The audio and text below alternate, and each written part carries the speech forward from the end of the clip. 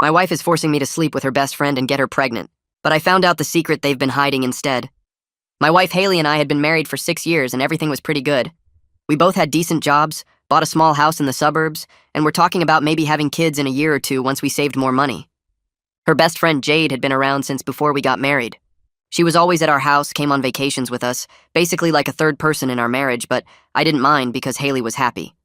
Jade couldn't keep a boyfriend for more than a few months and was always complaining about how her biological clock was ticking since she just turned 35. She'd make these jokes about stealing my sperm that made me uncomfortable, but Haley always said she was just messing around. Then one night after Jade went home from dinner, Haley sat me down for a serious talk. She said Jade really wanted a baby and asked if I would consider helping her out. I thought she meant like going to a clinic or something, but no. Haley wanted me to actually sleep with Jade until she got pregnant. She said it would be cheaper than IVF and Jade trusted me to be the father. I said absolutely not, that was insane. Haley got upset and said I was being selfish, that Jade was like family, and family helps each other. She actually used those exact words. For weeks after that, Haley kept bringing it up. She'd say things like Jade would be such a good mom and didn't I want to help make that happen. She'd point out guys with kids at the park and say that could be me helping raise Jade's baby. It got to the point where she was mentioning it every single day. Jade started acting different too. She'd wear really revealing clothes when she came over and would touch my arm constantly when we talked. She'd make comments about what beautiful babies we'd make. One time she literally sat on my lap at a party and Haley just smiled at me from across the room. I started avoiding being home when Jade was there. Then Haley told me she'd made an appointment for all three of us to meet with a counselor to discuss the arrangement. I refused to go. That's when Haley said if I really loved her, I'd do this one thing to make her happy. She cried and said she promised Jade I'd help, and now I was making her look like a liar. She said maybe we weren't meant to be together if I couldn't support her friend. That night I went to stay at my brother's house to get some space. While I was gone, I remembered Haley had been acting weird with her phone lately, always taking it to the bathroom and turning it face down. I'd backed up her phone to our shared cloud account months ago for safety and still had access. So I checked it. What I found made me sick. Haley and Jade had been planning this for almost a year. They had a whole plan where I'd get Jade pregnant, then Haley would divorce me and claim I cheated. They'd use the baby as proof of the affair. Haley would get the house and alimony, and they'd raise the baby together. There were texts about how they'd been in love since college, but Haley married me for financial stability. They called me their meal ticket and sperm donor. Jade had written that once they had my baby and my money, they could finally be together openly. They'd already consulted with a divorce lawyer about how to make the cheating story stick. The lawyer told them if they could prove adultery with a pregnancy, Haley would get everything. They even discussed recording me with Jade without my knowledge to make it look worse. I screenshot everything and sent it to my divorce lawyer that morning. Then I went back home and acted normal. Told Haley I'd been thinking about it and maybe we should talk more about helping Jade. Both of them got so excited. Haley started planning when it would happen based on Jade's cycle. They wanted to do it the next week when Jade was ovulating. I agreed and said we should have a nice dinner first to make sure everyone was comfortable. That dinner was Friday night. Jade came over in this tiny dress and kept giving me these looks. Haley made my favorite food, and they both kept filling my wine glass. After dinner, Haley suggested we all go to the bedroom to talk more privately. That's when I told them I knew everything. I pulled out my phone and showed them the screenshots. Haley's face went completely white like someone drained all the blood out of her. Her hands started shaking so bad she had to grip the edge of the table. Jade jumped up so fast her chair fell backward and her wine glass tipped over, red wine spreading across the white tablecloth like blood. They both started talking at the same time, their voices getting louder and higher. Haley kept saying the texts were fake, that I must have made them up somehow. Jade was claiming I twisted everything, that I was taking their private conversations out of context. I just sat there with my phone in my hand, completely calm, watching them panic. I let them talk over each other for about 30 seconds before I said I'd already sent everything to my lawyer that morning. The room went quiet except for Haley's breathing, which sounded like she'd been running. Jade moved toward the front door, but I stood up and blocked her path. I told her to sit back down because she was going to listen to exactly what happened next. She tried to push past me, but I didn't move. I explained that my lawyer had copies of every single text message, every email, every detail of their plan. I told them their scheme to fake adultery was documented proof of conspiracy to commit fraud. Haley could either agree to a fair divorce right now, or I would make sure everyone we knew found out what they tried to do. I'd show her parents, her boss, our friends, everyone. Jade's face turned red and she started crying, but they weren't sad tears. She looked furious. Haley just kept staring at me like she didn't recognize who I was. That's when Haley completely broke down. She grabbed my hands and tried to hold them, her fingers cold and shaking. She said she did love me, that it was all Jade's idea from the start. She claimed Jade manipulated her, that she never really wanted to go through with it. Jade's head snapped toward Haley so fast I heard her neck crack. She screamed that Haley was a liar, that Haley was the one who came up with the whole plan. Jade said she only went along with it because Haley convinced her it was the only way they could be together. They started yelling at each other, pointing fingers, each one trying to blame the other. I just watched them turn on each other exactly like I knew they would. It was almost sad how predictable they were. All that planning and scheming, and the second they got caught, their partnership fell apart. I told them both to get out of my house. Haley had until tomorrow morning to pack her essential stuff and leave. Everything else we'd deal with through lawyers. Haley started begging to stay and talk, saying we could work this out if I'd just listen. She reached for me again, but I stepped back. I told her I was done listening to lies. I pulled out my phone and called my brother Troy. Jade tried to leave, but I told her to wait until Troy got here because I didn't trust either of them alone in my house. I thought they might try to delete things off my computer or take important papers. Haley kept crying and saying my name over and over. Jade sat back down at the table and just stared at the spilled wine, not looking at either of us. The 20 minutes until Troy arrived felt like hours. Troy showed up faster than I expected. He must have been speeding the whole way.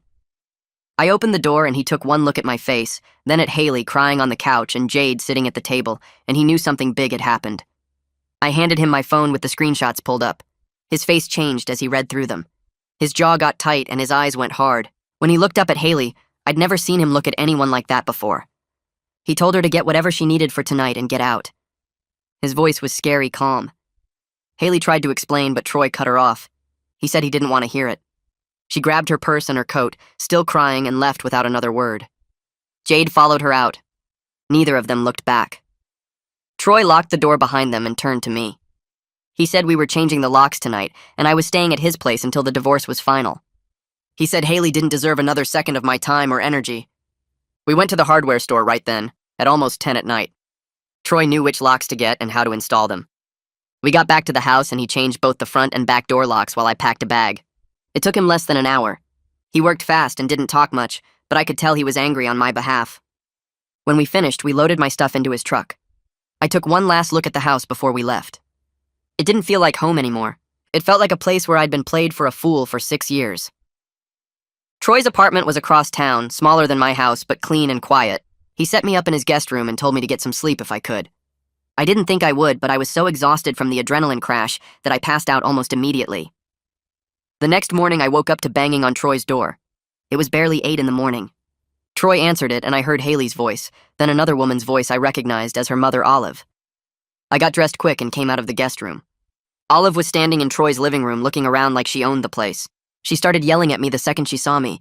She said I was cruel and heartless for abandoning my wife, that Haley called her sobbing last night, saying I threw her out for no reason. She said whatever problems we had, we should work them out like adults instead of me running away.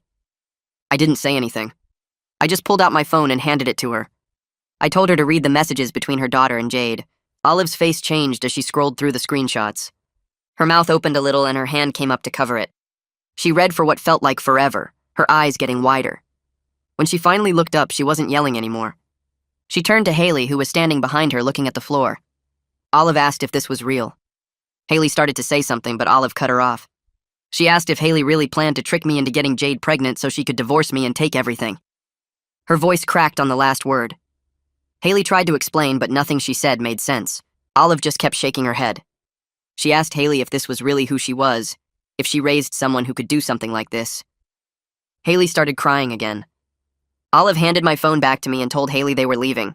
She didn't apologize to me, but I could see in her face that she was ashamed. They left, and Troy locked the door again. Monday morning, I met with Elena Velasquez at her office downtown. She was the divorce lawyer I'd sent the screenshots to on Saturday morning. Her office was on the 10th floor of a glass building with a view of the whole city. She had the screenshots printed out and spread across her desk when I walked in. She told me this was one of the clearest cases of fraud and conspiracy she'd seen in 15 years of practice.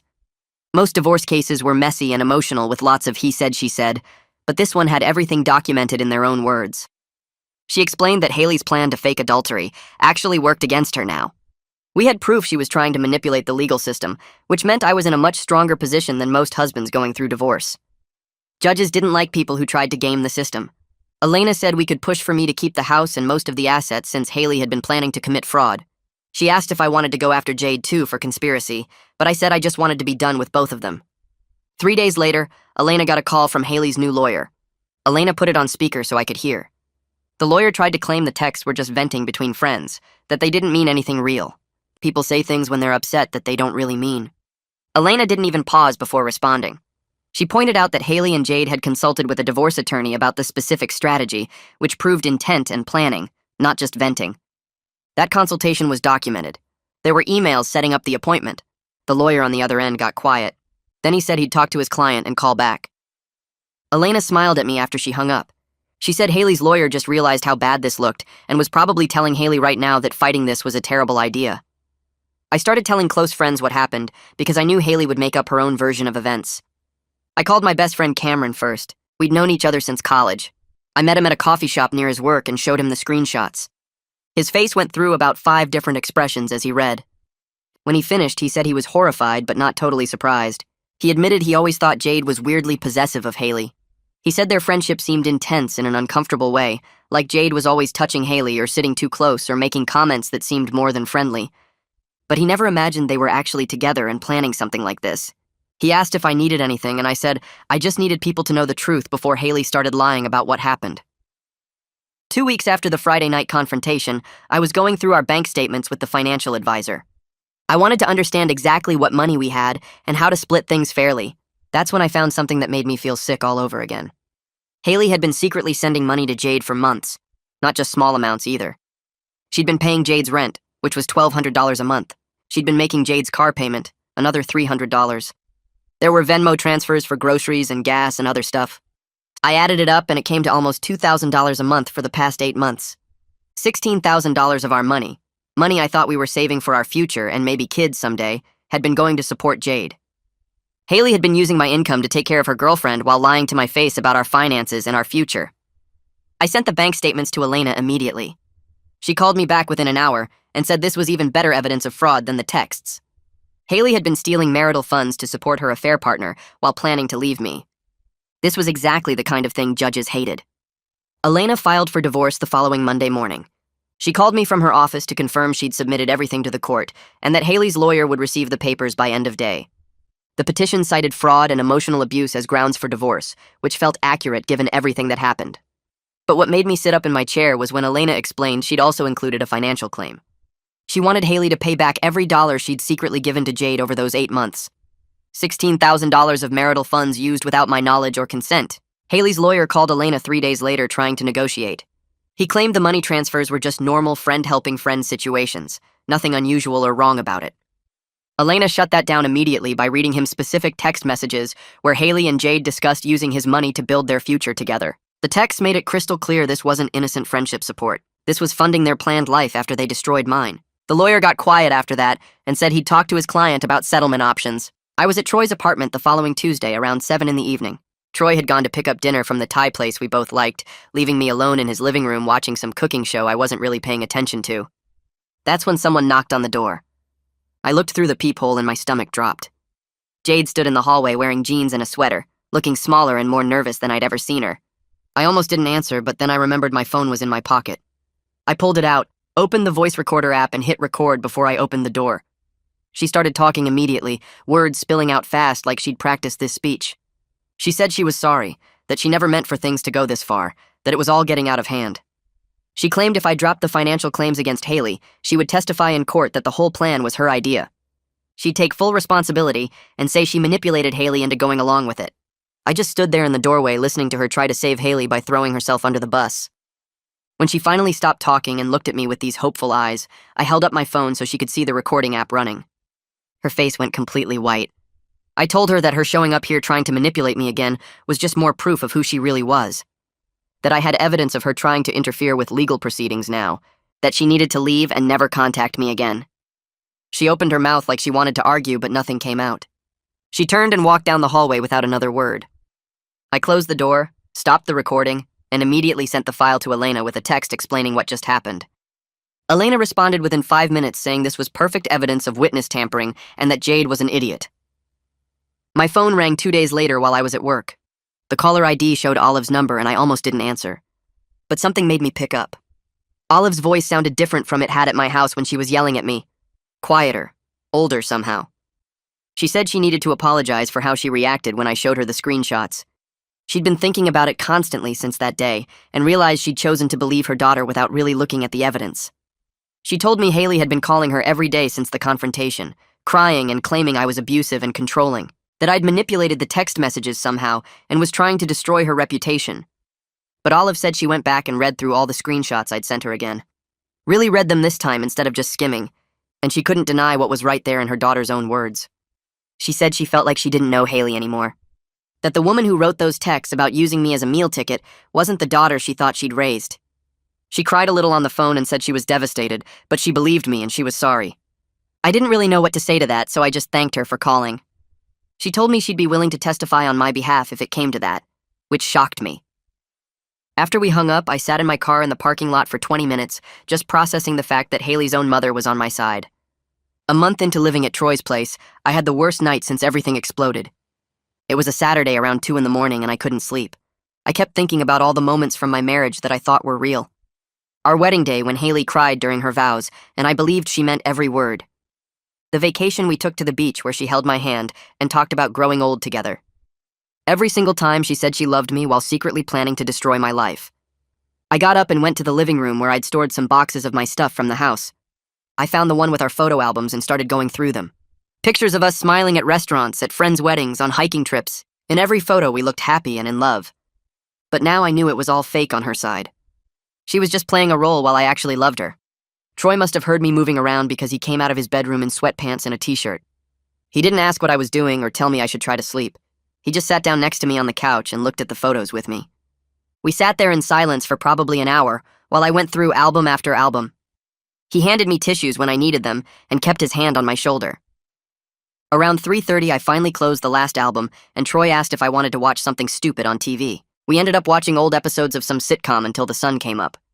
He never tried to make me feel better or tell me things would be okay.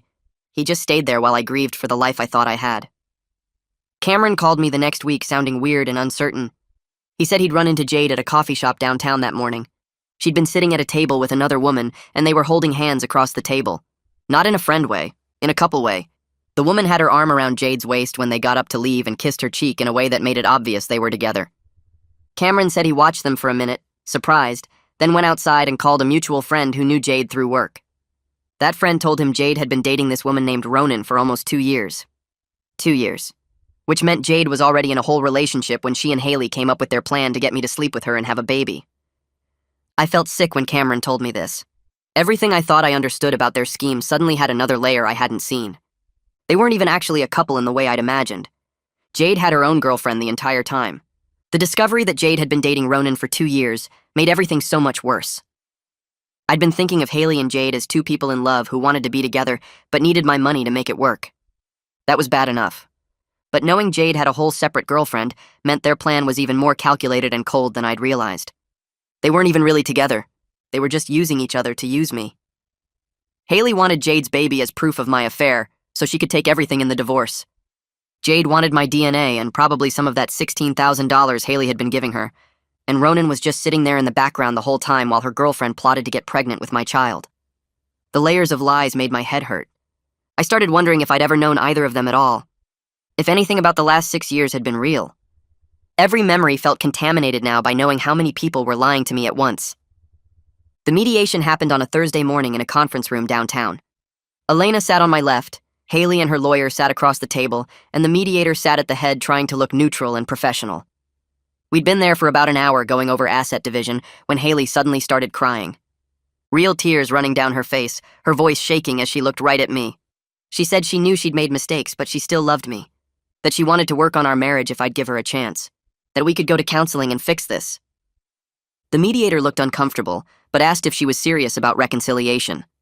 Haley nodded and reached across the table like she wanted to hold my hand. The mediator then asked if she was willing to be completely honest about the affair planning and pay back the money she'd given to Jade. Haley pulled her hand back immediately. Her tears stopped like someone had flipped a switch. She said she wouldn't admit to anything because she didn't do anything wrong. Just like that.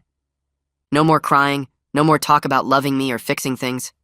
Her lawyer put his hand on her arm like he was trying to stop her from talking, but she ignored him. She said the texts were private conversations that I had no right to read, and that giving money to a friend wasn't a crime. The mediator sat back in his chair, and I saw him write something on his notepad. Even he could see exactly who she was now. Elena looked at me, and I gave her a tiny nod. She told the mediator we were done trying to negotiate and would proceed with the divorce as filed. We settled 2 weeks later without going to court. Haley got her personal belongings, her car, and nothing else. No house, no savings, no alimony. She had to agree to pay back half of the $16,000 she'd given to Jade, which came to $8,000 paid out over the next 2 years at $333 per month. Elena told me I could probably fight for more, maybe even get all $16,000 back, but dragging this through court would cost me thousands in legal fees. Plus more months of having Haley in my life through court dates and hearings and depositions. She said sometimes the best revenge was just being done with someone. I agreed to the settlement because I wanted Haley out of my life more than I wanted every dollar back. The lawyer drew up the papers and we both signed. Her lawyer looked relieved. Haley looked angry but trapped. Elena looked satisfied. I just felt tired. The divorce finalized 4 months and 3 days after that Friday night dinner when I showed them the screenshots. Elena called me on a Tuesday morning to say the judge had signed the papers and it was officially done. I went to her office that afternoon to pick up my copies. Troy came with me because he knew I didn't want to be alone for this. Elena handed me the folder with all the final documents and congratulated me on being a free man. I sat in her office looking at the papers that said my marriage was over. 6 years together, gone. Except it had never really been together. It had been Haley using me while I loved someone who didn't exist. I felt relieved that it was finished. Sad that I'd wasted so much time. Angry that she'd done this to me, but mostly I felt free. Like I could finally breathe without wondering what she was planning or who she was texting or what lies she was telling. Troy put his hand on my shoulder and asked if I was okay. I told him I would be. We left Elena's office and went to get lunch because I couldn't think of anything else to do with this strange feeling of being suddenly unmarried. I moved into my own apartment 3 weeks after the divorce finalized. Troy had been amazing letting me stay with him, but I needed space that was completely mine. A place with no memories of Haley or Jade or any of the lies. I found a small 1-bedroom place about 20 minutes from work. The rent was reasonable and the building was old but clean. I didn't have much furniture since Haley had kept most of what was in the house as part of her personal belongings. Troy gave me his old couch that he'd been meaning to replace anyway. Cameron brought over a kitchen table and chairs he'd been storing in his garage. Another friend donated a bookshelf and some lamps. My bedroom had a mattress on the floor and a plastic dresser I bought at a discount store. The whole place looked like a college apartment with mismatched furniture and bare walls. But it was honest. Every single item in that apartment was there because someone actually cared about me and wanted to help. Nothing was chosen by Haley to match her fake vision of our fake life together. I sat on Troy's old couch that first night eating pizza straight from the box and looking around at my small, honest, real apartment. It wasn't much, but it was mine. Actually mine. And that felt better than the house with Haley ever had. I found out about a month after moving into my apartment that Cameron had been keeping tabs on what happened to Haley and Jade after everything fell apart. He told me over coffee one Saturday morning that their relationship didn't survive the divorce. They'd turned on each other completely, each one blaming the other for the plan failing and for me finding out. Jade had apparently moved to another state to live with Ronan Austin, the girlfriend she'd been hiding the whole time. Cameron said Jade just packed up and left without even saying goodbye to anyone, which seemed fitting for someone who'd been lying to everyone for years. Haley was living with her mother Olive and working retail at some clothing store in the mall. She couldn't afford her own place because of the debt she owed me and because she'd lost her decent job when word got around about what she'd tried to do. Cameron had seen her once at the grocery store and she'd looked right through him like he wasn't there. He said she looked tired and angry, and he felt bad for about 2 seconds before remembering what she'd tried to do to me. 6 months after I showed them those screenshots, I realized one morning that I was actually doing okay. I'd been seeing the therapist Troy recommended every week, working through all the trust issues and the feeling that everyone around me might be secretly plotting something. The therapist helped me understand that Haley and Jade were specifically terrible people, not proof that everyone in the world was terrible. It sounds obvious when I say it like that, but it took months of talking it through to really believe it. I started being able to meet new people without immediately wondering what they wanted from me or what they were hiding. I could have a normal conversation without analyzing every word for hidden meanings. I went on a few dates and actually enjoyed them instead of spending the whole time waiting for the other shoe to drop. I was honest about my baggage from the start, telling people I was divorced and still working through some trust stuff, and being upfront about it actually made me feel more secure rather than less. Then I got a promotion at work that I hadn't even been thinking about during all the marriage chaos. My boss called me into his office one afternoon and told me they were moving me up to senior analyst with a decent pay raise. He said I'd been more focused and confident in the past few months than I'd been in years, that whatever personal stuff I'd been dealing with seemed to have sharpened me instead of breaking me down. I thanked him and went back to my desk, feeling like maybe losing Haley wasn't the worst thing that could have happened to my career. I'd been so distracted during the marriage, always worried about making her happy and dealing with her constant demands, that I hadn't realized how much mental energy it was taking. Without that weight, I could actually concentrate on my work and do it well. A year after I pulled out my phone and showed them those screenshots, I was sitting in my apartment on a Friday night with Troy and Cameron, eating pizza and watching some terrible action movie, and I realized I was in a genuinely good place. My apartment was small, but it was mine, and I loved it. The furniture was still mismatched stuff from friends, but it felt more real than anything in the house with Haley ever had. I had friends who'd proven they were real when things got hard, a brother who'd had my back completely through the worst time of my life. I was dating casually and enjoying it without the pressure of trying to build something permanent right away. I had a job I was good at, and a future that was completely mine to build however I wanted. Haley and Jade had tried to use me as their meal ticket and sperm donor, tried to trap me in their scheme and take everything I'd worked for. Instead, they'd given me the gift of knowing exactly who they were before I wasted any more years on them. I could have spent another decade with Haley, maybe even had kids with her, before finding out she'd never loved me at all. The betrayal had been brutal, but the timing had been lucky, and sitting there with my brother and my best friend, I felt grateful for that luck.